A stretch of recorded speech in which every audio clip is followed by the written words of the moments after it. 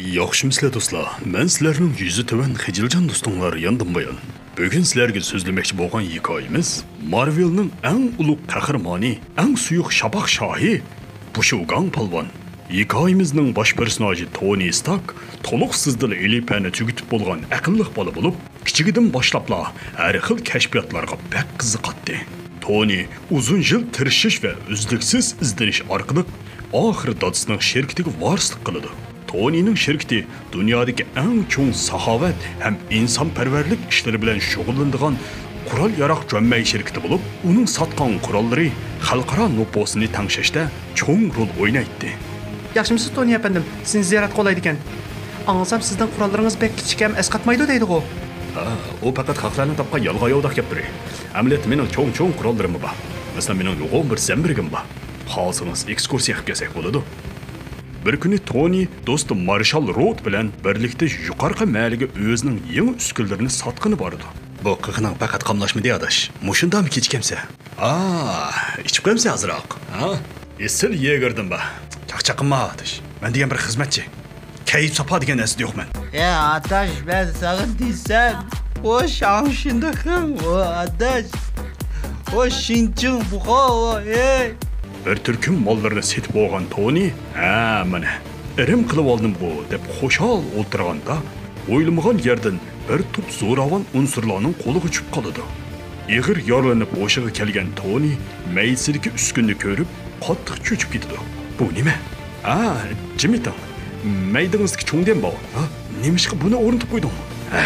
Yeningda bo'lsa cho'ngdan bor, nada bo'lsang shinching ho deganni anglamaganmi? Gap qilayotgan bu ko'zoynak tursun taz bo'lib, u bir dushmanlar tarafidan tutqun qilingan ximiya olimi edi. Dal bu chaqda bir zo'ravon unsurining boshlig'i kelib, Tony'ni qiyin qistoq elish orqali uni o'ziga qurol yasab berishga undirdi. Bizning qaysar Tony bundaq qiyin qistoqlarga chidaydi. Undaq oson dushmanga bosh egmaydi. Yasimisingiz, emisi Wi-Fi'ni o'zi bitimi? Unda bos yasay. Wi-Fi olmasa qandam chidaymi? Menmi shu. Lekin bizning Tony hargizmi undaq o'tamas. U qarmoq zo'ravonlarga qurol yasab berayotganlar qilgani bilan amaliyotda u o'ziga bir mexanik mashina kiyimdan birini loyihalab atadi. Buningdan xabarsiz dushmanlar voy bu Tony bek qulqi yumshoq bo'lib cho'ngibdi deb kor bo'lmadi. Tony Stark g'ordagi eski to'mi tasaklarni yig'ish orqali oxiri ancha mukammal bo'lmagan mexanik to'mir odamdan birini yasab chiqdi. Qochadigan kunlar mana yetib keldi. Tursun toz Tony'ning mashinasiga to'qqachilaydiganga vaqtda tejab berish uchun o'zini qurbon qiladi.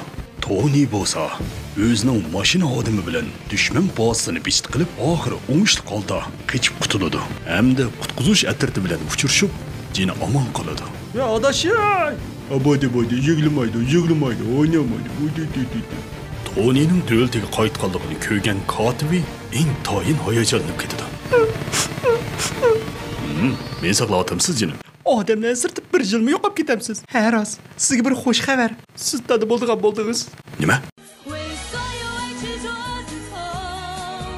Tursun Tazning o'limi qattiq ta'sir qilgan Tony muxbirlarni kutib olish yig'inini ichib, shirkatning qurol yaroq bo'limini taqib o'tadiganligini aytdi. Bu ishdan xabar topgan saqolli Guangtuchang qattiq ranjib ketdi. Maqliqin qamlashmadi. Nima qilganing bu Tony? Qurolliq bo'limni taqib olsang, men mosatam to'q, cho'ngda mosataymi deymi? Voy bu maydondagi palpulni achanga pirpa. Batariyasi tugab qolay degan Tony o'zining kotibi Beli qizni yordamga chaqirdi. Jonim, yuragimni sug'urib beray, ko'ramsiz. O'zim sug'urib odaman. Viyay!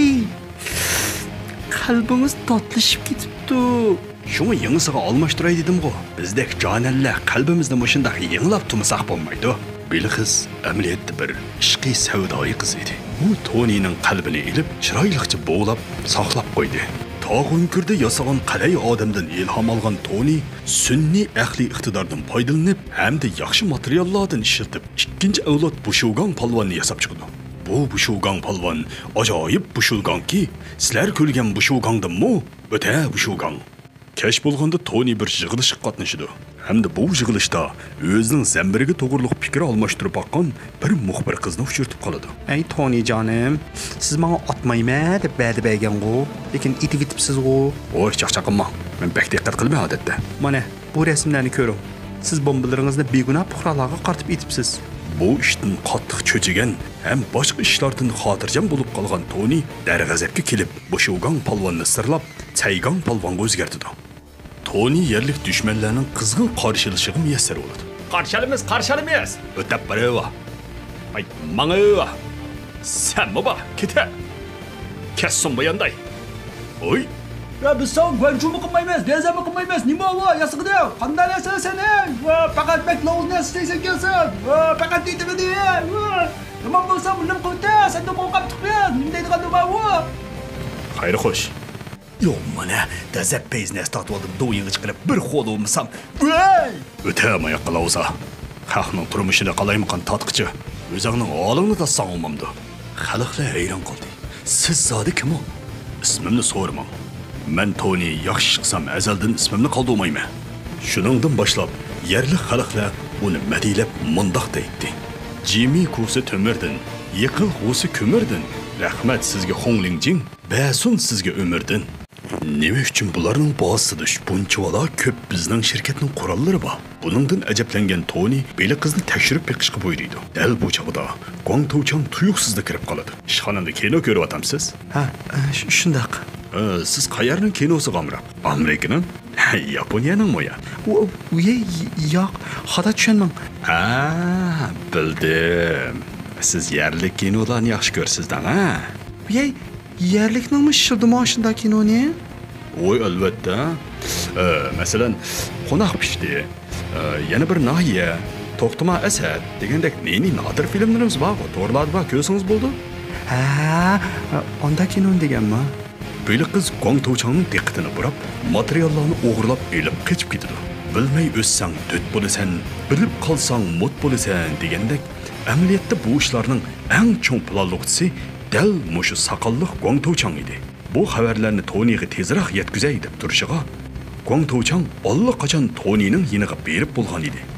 Ha, kashkichi mushta yetivasan. Ha.